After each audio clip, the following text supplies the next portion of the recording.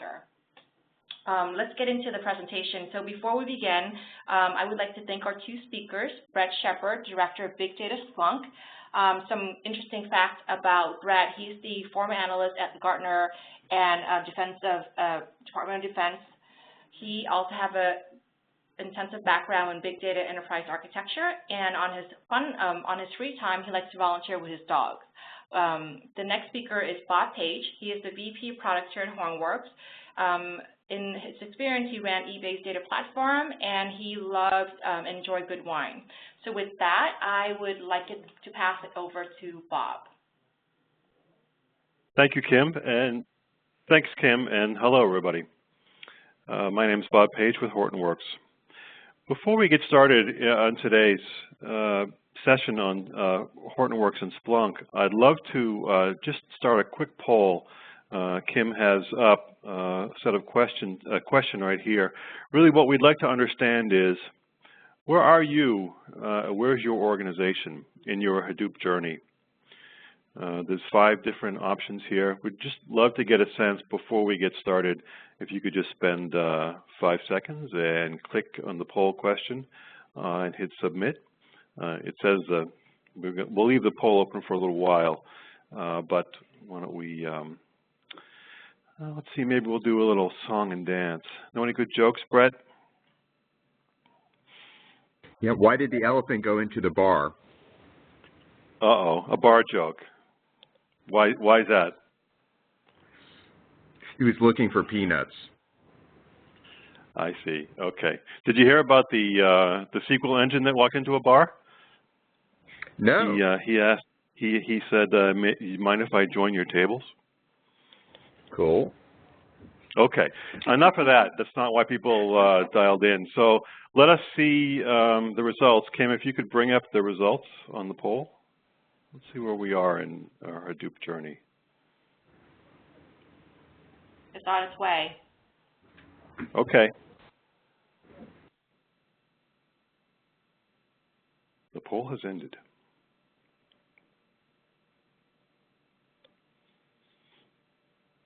Okay. Okay. Well, it looks like about almost a third are researching options. And everything else is pretty much split, although we do have a little over, maybe about an eighth who are in production. So that's not bad. All right. Well, so thanks. I appreciate that. Let me just go over today's topics. What we want to do is talk about really Hadoop in the context of what's driving this desire for what we're calling a modern data architecture. We'll also talk about really how we're taking jointly this raw data and how we convert it to digital intelligence. Brett is going to have a demo of a 360-degree customer view, and then we'll open it up at the end for some Q&A. So, should be lively, and looking forward to it. Let me first start, as we think about the drivers for the modern data architecture, just an analyst from Forrester who really, I think, captured the essence of what's happening in the world of big data and Hadoop. Open source is where Hadoop started, as you know, at Yahoo, but as it moved away from the web properties and into mainstream enterprises, it has really taken on a number of new possibilities and a number of new ways in which to analyze data. It's got a great way in which it thinks about data, because rather than bringing the processing to the data, the data to the processing, it brings the processing to the data. And as Mike says here, it really has it is transforming how companies store, process, analyze, and share data. So, great. Let's talk a little bit more about what that means. Thinking about kind of the classic BI stack, if you will, from the bottom, we've got your existing sources like your clickstream data, your log file data, there's a number of emerging sources like sensor data, machine-generated data, geo data, mobile data, sentiment data on Twitter, et cetera, and various kinds of unstructured data or semi-structured data, images, text, catalogs, PDF, whatever it might be. Trying to get all of those into your kind of classic EDW or your MPP systems or your relational database systems, as you know, starts to increase pressure on the organization. That approach, while it has worked well for a long time, with some of these new data streams, it's really not, it's kind of at a breaking point. It's not really, they weren't really constructed for this kind of data. While the existing applications, the analytics applications, packaged applications, have done a good job at taking advantage of the kind of classical data, there's also been this view that, well, with this new kind of data, how are we going to analyze it? First, we have to be able to store it, then we have to be able to analyze it. And traditionally, we haven't been able to use these classical tools for the new kind of data. In addition to the new kind of data that's coming in, there's a lot of a desire to be able to keep existing data for much longer, whether it be customer data or transaction data or whatever. And so, as you can see in some of the statistics here, you know, IDC is predicting, even in 2012, not predicting, but calculated that 2.8 zettabytes was created in 2012 alone. But if you think about, if you look at just an 8 years out from 2012, only 6 years from now, more than 40 zettabytes will be created by 2020. The question is, where is that going to be stored, and how will it be analyzed? So to that, we have a bit of an answer, and that is, we think Hadoop fits really well inside the existing architecture and then extends it to create what we're calling a modern data architecture. So Hadoop fits with the all your existing sort of business logic, your EDW, your MPPs, connects to them well, creates opportunities for new applications, creates an ability to do things that your EDW currently doesn't do. And of course, in order to take advantage of this modern data architecture, we do need to make sure that there are operational tools, there are security tools, there are all the things that go into making something like Hadoop or any data system secure and connected and performant and stable and something that the enterprise can rely on to run the business. So suppose you want to get started. I know a number of you are looking at your options. We see really two paths the way people get started. And some of it starts with where they are in their journey. And I'll show you both of them. So the first would be, hey, in my organization, have some new data, or I want to create a new analytic application that I'm unable to process or analyze with the infrastructure that I have today, for whatever reason. It might be, I now have clickstream data that I want to bring in-house, and I want to merge it with some data that I already have. Or I've got a Twitter stream that I want to analyze, or whatever it might be. And to have that in-house versus, say, being processed by a third party somewhere means that's something that is a new analytic app. And frankly, about 2/3 of the customers that we see start their journey to Hadoop this way, where they're looking at something brand new. They're looking to understand, how do I grow my top line? How do I grow my revenue? How do I take opportunity, create new opportunities with the data that I'm collecting? As they get some success with a proof of concept or trial of an initial run of data, inevitably they feel like, you know, that wasn't that hard, and we got some success. We're showing positive results. What other kind of data might we integrate as well? So it goes from a single use case, from a single source of data, to potentially a number of use cases with a number of kinds of data, sources of data. what starts to emerge in people's mind as in part of their journey is, now that I have clickstream data coming in, I might have sensor data coming in, I might have data coming in from my call center, I might have data coming in from my fleet. There might be a number of different places that I have data coming in. If I could land them all in one place, not only do I have one place to be able to do my analysis and run my tools, I could also analyze these sources across each other and understand how, say, weather is going to impact demand for certain retail goods, or how travel patterns are going to change, or whatever it might be. And that combination of the two or three or multiple sources is what we are referring to as the data lake, or the modern data architecture. This lake of data, if you will, represents a vast opportunity for many customers. And I would say about 30, 33%, about a third of our customers that we're working with are really coming to it from that. They've kind of started with the analytic applications, and now they're looking at the data lake and are implementing that. So those are kind of the two things that we're seeing.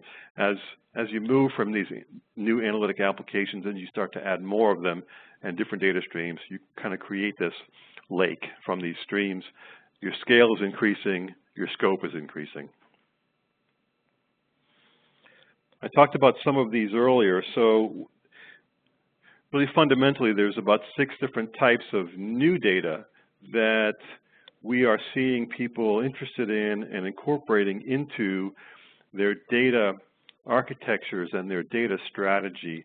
It could be, things like the social data, or it could be geographic data. It could be historical logs from things like, machines, or log files from server applications. It could be things like video, for example, or pictures, photos.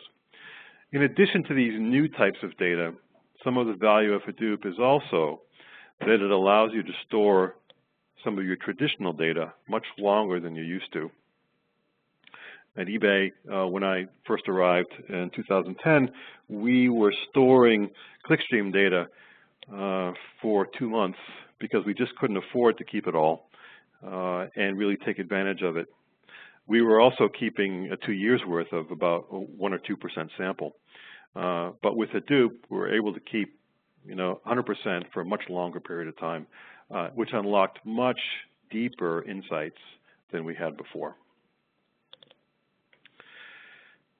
So I mentioned this before, just to kind of show it graphically. A lot of times we will, as the scale goes up in terabytes, petabytes, gigabyte, exabytes, you go on from there.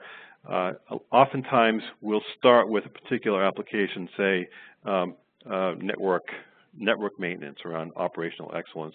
But as you bring in new kinds of data, you realize there's other things we could do, like how does the impact of the network or the servers impact the customer journey? You start to create a number of things like, how do I get this 360-degree view of the customer? In fact, something that Brett will show in just a minute. And then you move into other advanced applications like fraud detection, fraud reduction, and then in many cases we're seeing a lot of customers saying there are actually new businesses to be created with this combination of data that we have. So we really see this kind of an architectural shift in the data center, if you will, that leverages your existing ecosystem and infrastructure, but adds a new set of capabilities that connect to that infrastructure. So there's really 3 things that, in our opinion, need to be available to make Hadoop ready for the enterprise. The first, obviously, is its sort of raw capabilities. The second is, that it's in open source, for example. The second is, as I mentioned before, that it must be interoperable with existing environments.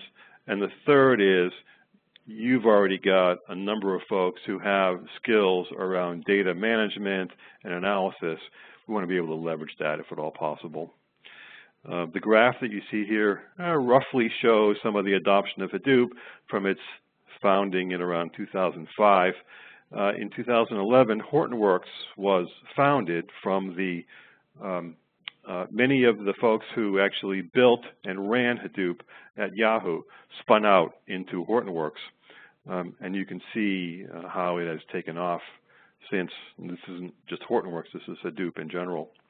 So let me talk about each of these three enablers for Hadoop.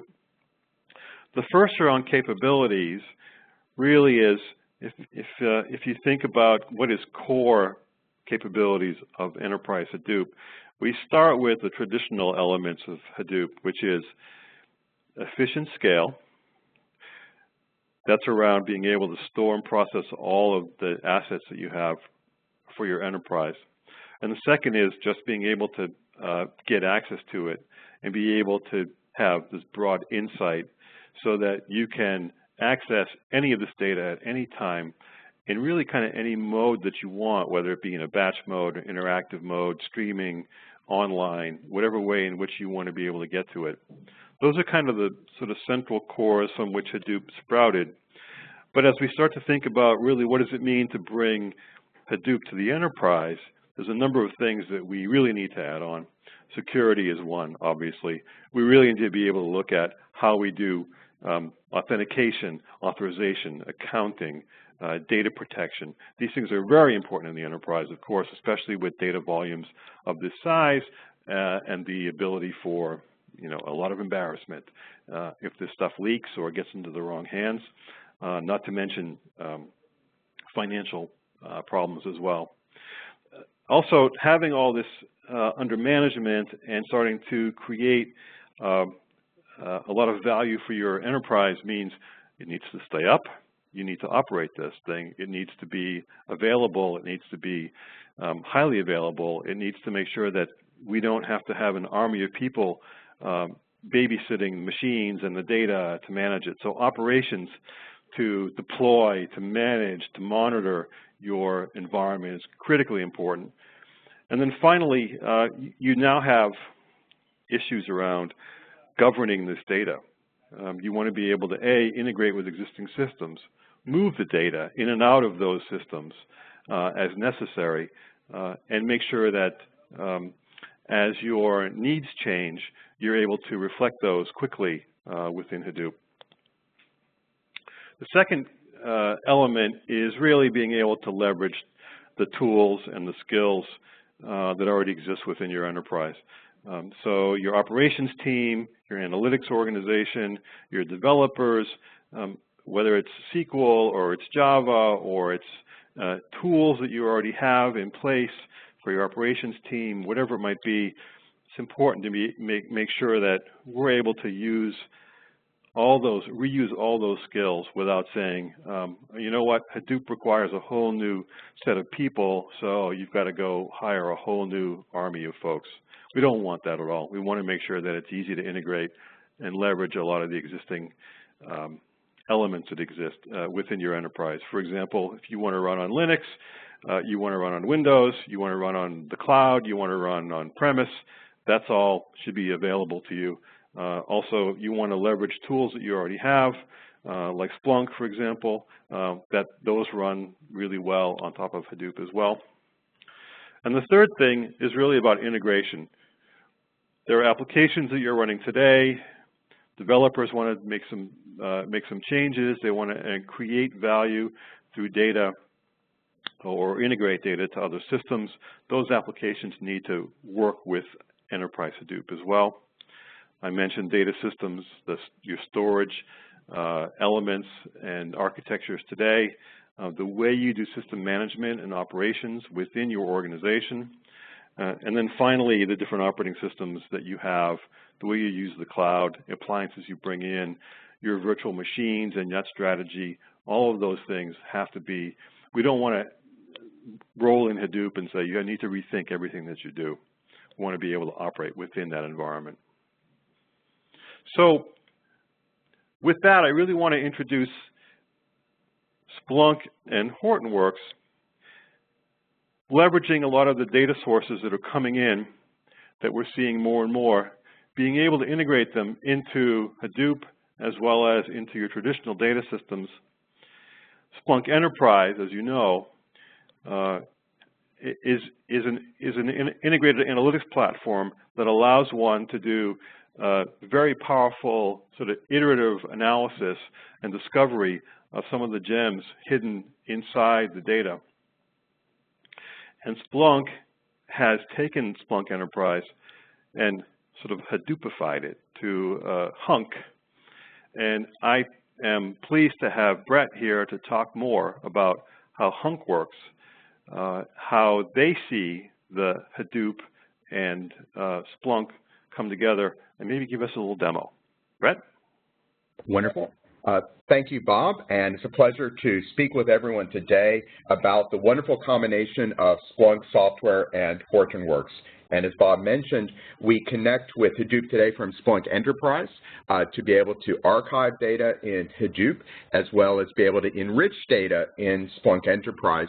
And with our product Hunk that we launched last October, customers are able to work with data in Hadoop, be able to search, analyze, and visualize it without moving data out of Hadoop and without the need for fixed schemas. And so what I'm pleased to talk with you about today is how, with the combination of the Hortonworks data platform and Splunk Analytics for Hadoop, named Hunk, that you're able to deliver a complete 360-degree customer view with data from disparate sources. Splunk focuses on machine data, and this can be, like the example here shown in the data center, each of the servers, the network infrastructure, the applications, the security software, all of them generate a variety of machine data. Likewise, sensors in our cars and airplanes generate data. Fitbit devices that you may wear to track your exercise generate data. And not only is this data increasing in volume, but there's a need to work with it as close to real time as possible in order to realize actionable business benefits. And in many cases, most importantly, this data has a lot of variety. Splunk was founded by people working in large-scale IT operations where they have dozens or hundreds of different devices and applications, all of which have different log formats or different machine data formats. And those change over time, so they're very variable. And what we find is that this machine data, when you're able to unlock it, has considerable insights. The example shown here, a person on the website tries to make a purchase. They run into an error. They call the interactive voice recognition system, IVR, or the phone center. They're put on hold, and they get frustrated, and they write a tweet.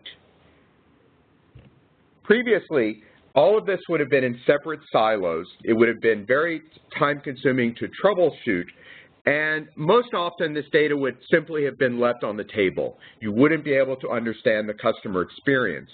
With Splunk software, we break into events and timestamps automatically, and so we break apart this machine data so that you're able to correlate across different data sources to get a more complete view of the customer experience.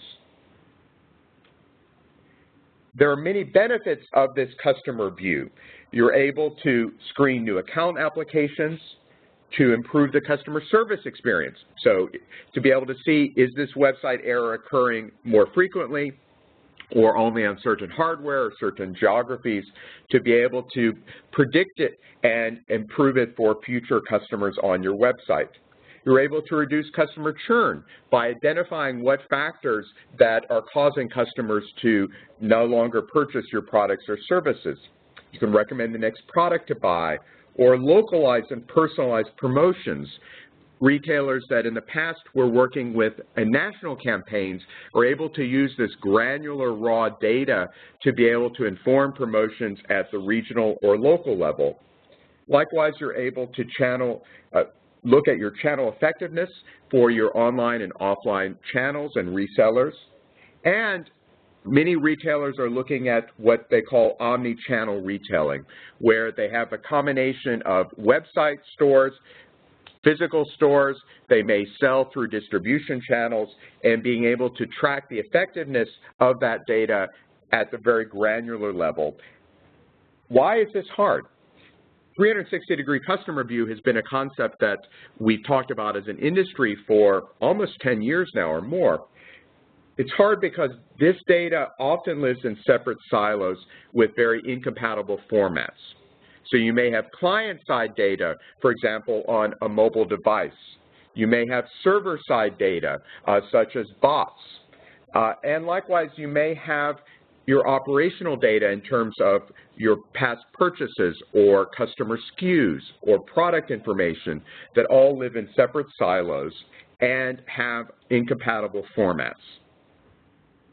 The intent by Splunk software is that big data does not have to be a science project.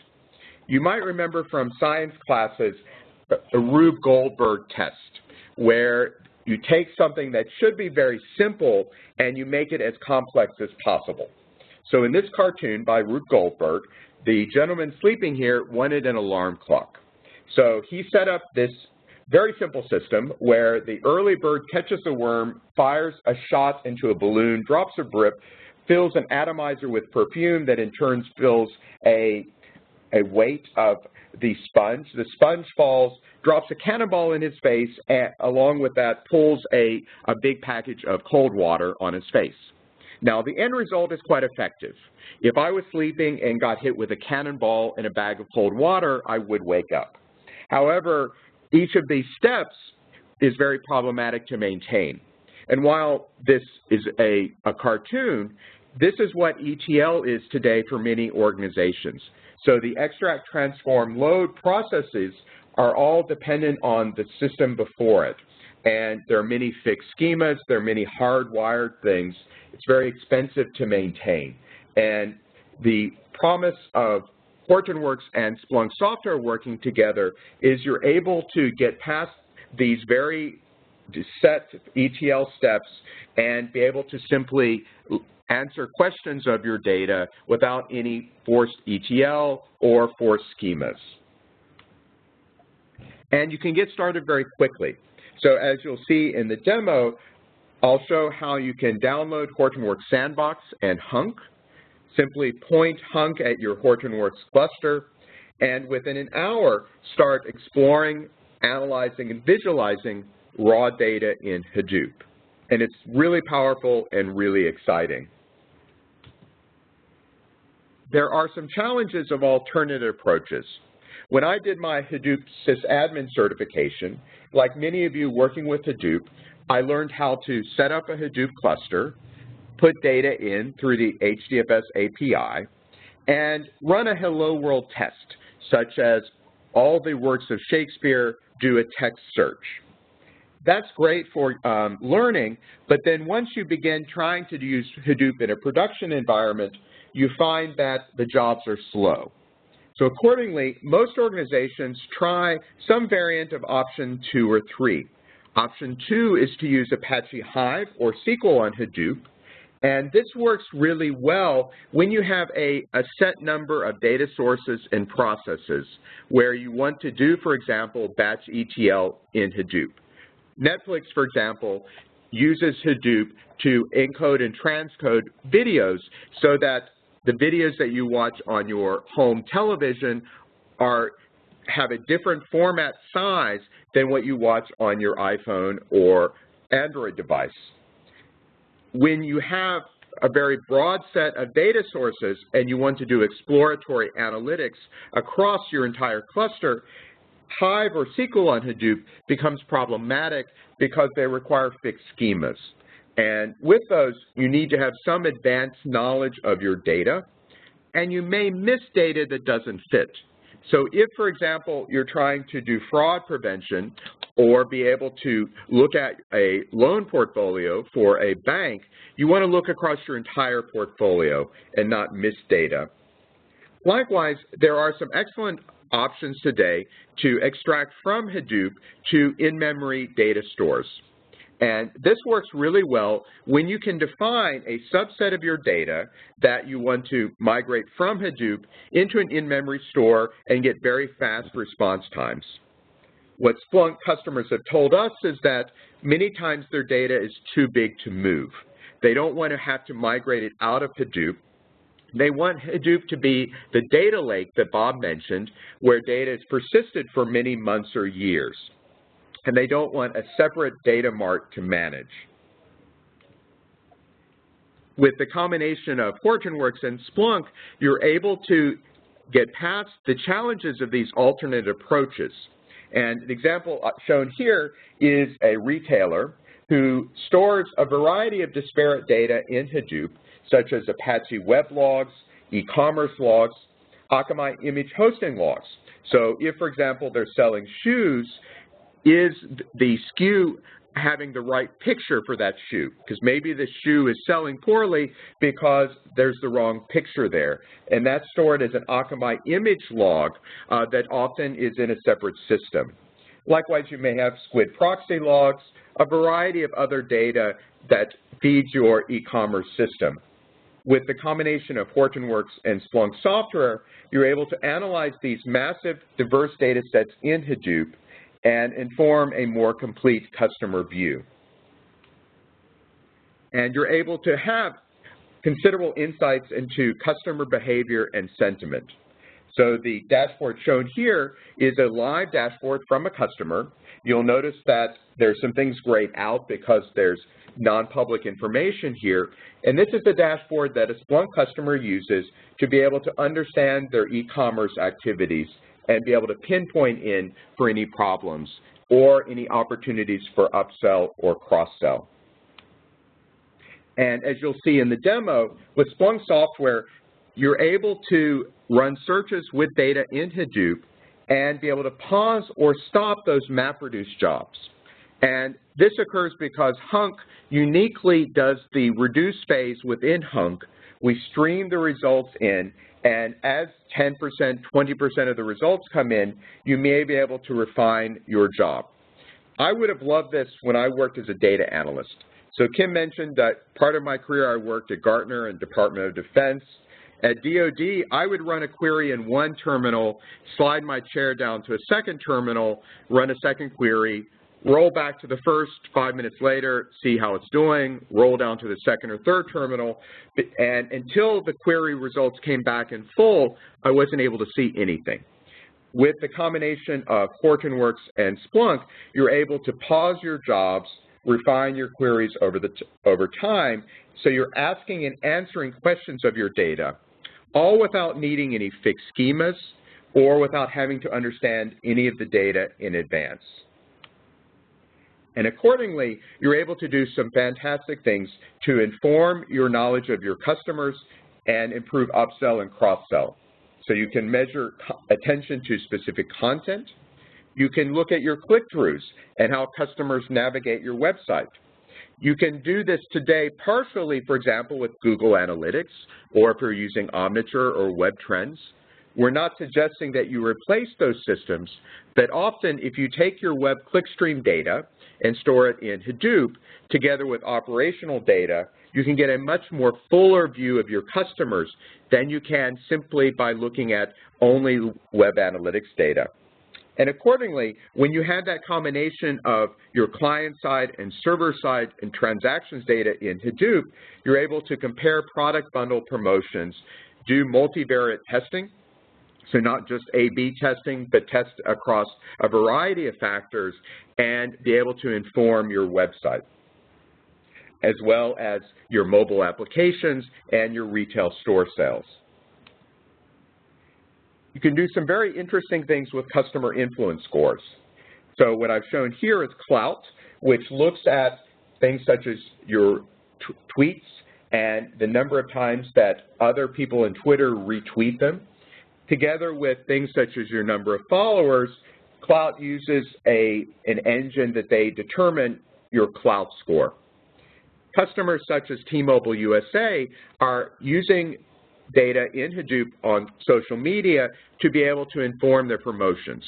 So specifically what T-Mobile USA does is through Splunk Enterprise, they're able to have dropped call data across all of their base stations and geographies and be able to see that Bob and I, for example, both may have a large number of dropped calls. However, what T-Mobile USA can do is, by looking at the social media data in Hadoop, they assign a score. So if Bob has a large number of friends and family and other followers in social media, and I do not, Bob will get preferential treatment for promotions. And the reason is that if Bob churns and doesn't renew his cellular contract, it's much more likely that his friends and family will also churn. And accordingly, it's worthwhile for T-Mobile USA to proactively reach out to Bob, offer a new cell phone, and be able to say, Bob, even though you have 8 months left on your contract, we would like to offer you a new cell phone in order to help improve your coverage, so hopefully you'll have fewer dropped calls. It would not be affordable to do that with every single customer, but they're able to prioritize those promotions using the data in Hadoop with customer influence scores. SplunkCustomerCards.com is able to look at 12 million monthly visits and understand that web traffic data to maintain the performance of the website, to protect against malicious bots, and to track sources for advertisers about what are people using on their home screen, on their computer versus on their laptop or on their mobile device. What are the different views by geography or time period, and what are the impact of promotions? Likewise, another Splunk customer, ADP, is not a customer that you would think of in the retail space. They're a leader in tax management, other business services, payroll services, and many of us on this call may have our payroll being done through ADP. ADP uses Splunk software to understand data from mobile devices. So how are people looking at on mobile devices information about your pay stubs, about your company benefits? And accordingly, they can, using the Splunk software, be able to understand their adoption trends, look at what features to offer on the mobile devices, and be able to track user engagement. So it's more of a dialogue with their customers through the mobile dashboards. And to be able to expose this data on client dashboards on the mobile devices, like the dashboards shown here, that are fed through Splunk software. It's really easy to get started with the combination of Hortonworks and Hunk. As I'll show you in the demo, you're able to download the Hortonworks Sandbox. I recommend using Sandbox 1.3 in that while Splunk does support Sandbox 2.0, there are some refinements coming up in our user interface to really take full advantage of Yarn that will be in our next release of Hunk. So for the interim, I recommend that if you haven't already downloaded Sandbox, please do so from today's call, and I'd suggest using Sandbox 1.3 and download Hunk. And you're able to really get started very quickly to learn about how to take advantage of data in Hadoop and to find business benefits. There's some configurations shown here. I'll pull up on the web page so you can see where to find this data and some simple things about how to connect your Hunk software to your Hortonworks Sandbox. And once you get this configurations put in, you're locked and loaded and ready to roll to ask and answer questions of your data in Hadoop without any fixed schemas and without having to migrate data out of Hadoop. And in summary, before I turn to the demo, the combination of Hortonworks and Hunk delivers significant business value. Gary Nakamura is the CEO of Concurrent. He's, frankly speaking, he's not a Splunk customer. He's really not even a Splunk partner. Gary is an independent observer who is well known in the big data space, and Gary published this article on Wired Magazine looking at how Hadoop with HDFS and MapReduce by itself is wonderful for inexpensive storage of data from a variety of sources and gives you that data lake. With the combination of Hortonworks and Splunk as an integrated analytics platform, you're able to unlock the business value of that data. And accordingly, Gary writes that Hunk is perhaps the most promising technology to deliver a true interactive experience. And especially powerful are Splunk's capabilities for when you have Hortonworks, you're able to discover the structure of machine data with Hunk and automatically create queries, reports, and share that information on the fly. And with that, I'll now turn to the demo and show my desktop. So just a moment as I click over here to be able to show my desktop. And if you've not already sent in your questions, please be sending in questions because we want that for everyone listening on this call to be able to, for Bob and I to answer your questions. So I'll spend about 5 minutes now showing you some live dashboards and how to get started with the combination of the Hortonworks data platform and Hunk. So what I'm showing here is a sample dashboard of digital analytics. You're able to look at your sales over time and to be able to look at your purchase trends by product. And you may be saying, Brett, this looks really interesting. I can see my sales. I can see my website data. This looks pretty complex to set up. It's actually not. And I'm going to walk you through now how within an hour you could download Hortonworks Sandbox, download Hunk, and get started to be able to ask and answer questions like that shown here. So you want to download Sandbox, as I mentioned, and if you already have Sandbox 2.0, great. For connecting to Hunk, I'd recommend in the interim to use Sandbox 1.3 so you have the best experience in terms of the user interface for connecting your Sandbox to Hunk. You'll see there's a video demo, a tutorial here about how to set up your Sandbox with Hunk. When you set up your Sandbox, you'll get the Embari tracker that shows information about your cluster and data nodes. You want to load sample data, and you'll find data sets on the Hortonworks website in Sandbox that you can load into your cluster so you have some data to play with. Likewise, you'll want to download Hunk, and this is on the Splunk page or from the Hortonworks Sandbox page. You'll find links to how you can download Hunk.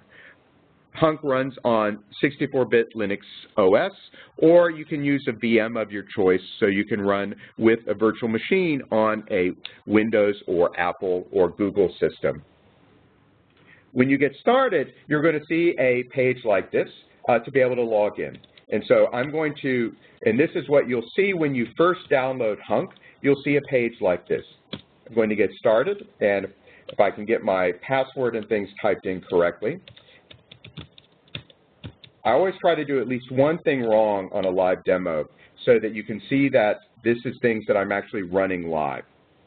And when you get logged in, what you'll see is a search interface.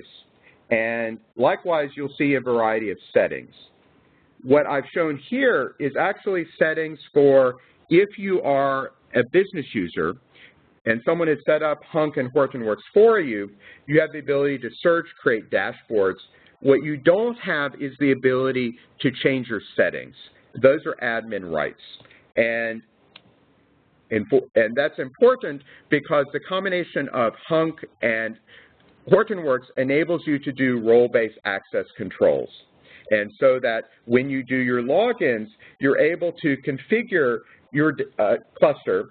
And in the case, for example, of anonymizing data, you're able to mask data.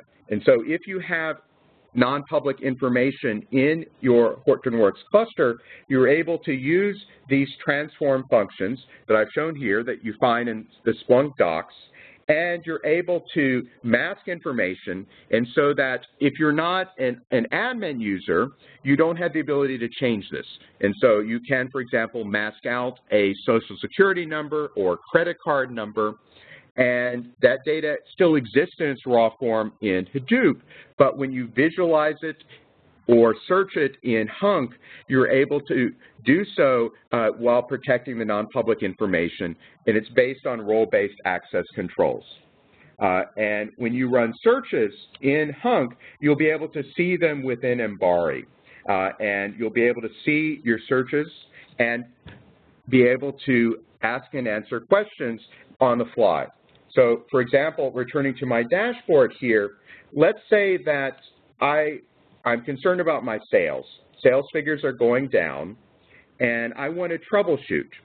So I want to begin to look at what are specific categories of my sales. So I might want to drill down to shoes. And what can I learn specifically about my shoes? And so that if I go here, I'm going to be able to drill down and be able to search that all of this is raw data that exists in Hadoop, and you're able to, at any point, go down and see this raw data. So if, for example, I look at things by product brand, I can look at how things are selling by brand. I notice that Gucci is not selling particularly well. And normally, that's one of the best sellers for me. And so I might want to look at these top values by time, and I'm automatically going to be able to graph this and see how is this changing over time. And so that if I look at Gucci, I see that my sales have been pretty low. I can click on Gucci and be able to ask and answer questions of what is happening to my Gucci sales. And from there, be able to look at, for example, my promotions. Maybe I should increase the % discount off of my Gucci shoes. And at any point, I can go from the raw data in Hadoop to be able to search without any fixed schemas and be able to build and understand this data in interactive dashboards. And with that, I'll turn things over to Kim and open things up for the Q&A.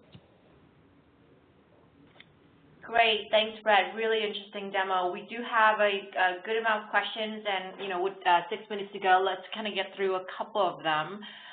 This is actually for Bob in the beginning of the presentation. If more data is moving to Hadoop, why would you want to still use traditional EDWs like Kerberos? Follow-up question to that is, what type of workloads, data types would remain in those traditional environments, and what do you think is the growth rate of those workloads, data types?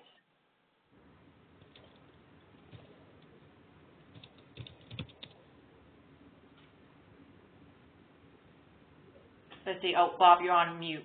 Sorry, go ahead. Okay. Thanks, Kim. You can hear me now? Yep, perfect. All right, good. So I would say that in my experience running both Hadoop and Teradata systems together, where the EDW systems excel are in the information that you have that is kind of the way you run your company, the accounting systems, the transaction systems, and being able to have clear delineation of accountability, the concurrency, the security requirements. I think there's a reason why Teradata is the gold standard for analytics for this kind of data. And specifically, the data itself is really around data that can be expressed in a relational manner. Many data systems cannot. They're what some people call unstructured, but we like to think of them as semi-structured. Those are better off in Hadoop. I hope that helps answer the question. Thanks, Bob. This is for maybe both of you, but let's start with Brett. Does Hunk or Splunk, can we operate Splunk and Hortonworks without being a data scientist? Oh, absolutely. And that's really one of the key drivers for having Splunk. And so this type of dashboard that I'm showing here, you're able to, for any knowledge worker, be able to look at your trends by sales, be able to identify a category, be able to see this information, and be able to use a search interface that is not something that you have to be a data scientist to understand. And so that you're able to very quickly get started. And in particular, being able to use a search interface and dashboards with schema on the fly, you don't have to try to put things in a row and columnar format or write schemas. And that's really a gating factor, that the ability to see this type of data and understand it without having to write any fixed schemas or move data out of Hadoop opens up the business opportunities for data in Hadoop for anyone across the organization. Great. And then I think another question regarding the Hunk solution, Brett. What data latencies and query response times does this solution provide? That's a wonderful question, and I'll run a search here just to show you an example, and so that as you'll see here, I'm going to run a search. This is taking data from the Hortonworks cluster, and you'll see that there is a bit of latency because data is coming in from the cluster. A unique ability is to pause, and so here I'm seeing results coming in, streaming. I can pause this and refine my queries. And so if you have a large cluster that may be up to thousands of nodes and you're searching across the entire cluster, you're able to, within, instantaneously see the streaming results in and pause or refine a job. And so that, for example, I may be able to want to drill down, look specifically about individual products or brands, and go to example and be able to look at rare values and be able to iterate over time without having to wait for the entire search to complete. And that's really a unique factor of the combination of Hunk with Hortonworks, and that you're able to, with that combination, be able to iterate over time without having to have the search results complete and without having to define any fixed schemas. Great. And then follow-up to that is Hunk taking data at real time, or is it just batch processing? So Hunk is using data in Hadoop, and so accordingly, it is a batch process. What we recommend for our customers who want real-time monitoring and reporting, that's our Splunk Enterprise. It's our platform for things in a true real-time basis, and the Hunk product that we've shown today is more for historical data that's stored in Hadoop, where, for example, you may want to understand your customer over the last hour, the last day, or many months or years, versus trying to catch someone on the website when they're still in a particular session. And for that latter real-time case, from the Splunk perspective, we would recommend that you use Splunk Enterprise. Great. And then does the whole architecture rely on MapReduce or Yarn? It uses both.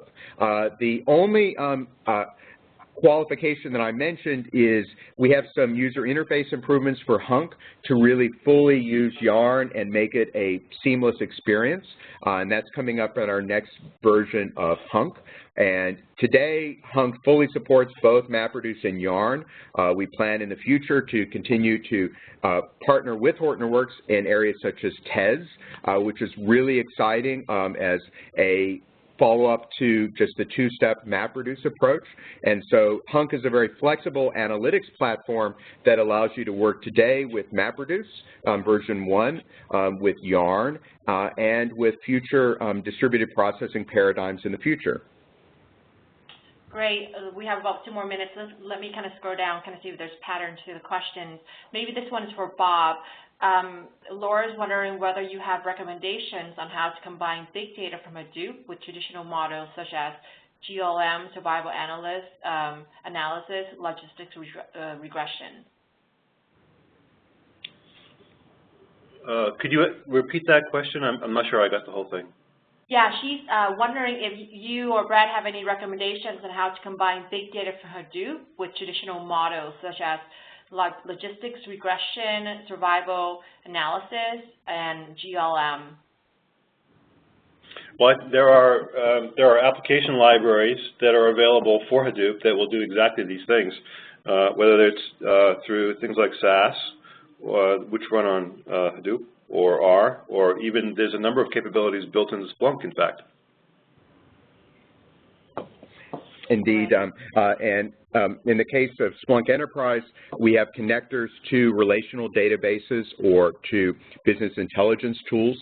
So, for example, at the Strata show in Santa Clara recently, our Splunk customer Comcast talked about how they splunked the data from the Sochi Olympics and were able to look at it in real time in Splunk Enterprise and feed some relational databases so that, for example, in their case, they use HP Vertica for some particular systems, as Patrick Shumate described to the audience, and they're able to take from Splunk Enterprise to export to a relational database. Likewise, you can enrich data in Splunk from a relational database or use visualization tools such as Tableau or Microsoft or MicroStrategy. And I think you find both Hortonworks and Splunk fit very well in a coexistence environment within what your organization has today. Great. Let's have one more question. I know we're at the end of our 11 o'clock time. Can Splunk and Hunk work together, Brett? Because I think this person wants to analyze historic data as well as real-time data. Yeah, wonderful question, and absolutely. In fact, for customers who license both Splunk Enterprise and Hunk, you're able to run the same search queries and same dashboards across native indexes in Splunk Enterprise for real-time and, the historical trending data in Hadoop, and be able to do so from the same search interface, the same dashboards, by purchasing licenses for both Splunk Enterprise and Hunk.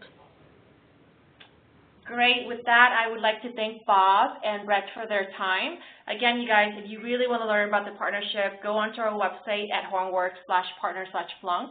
We do have 2 tutorials available with Splunk and Hortonworks in our Sandbox.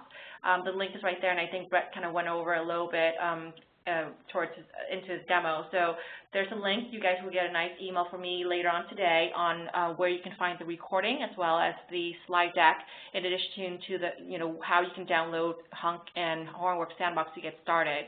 Again, we have lots of questions still left from today's session. I'm going to try to get in touch with Bob and Brett and see if we can answer them for you and kind of post it on a blog as a follow-up to this webinar.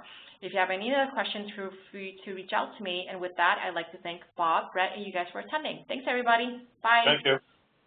Thank you.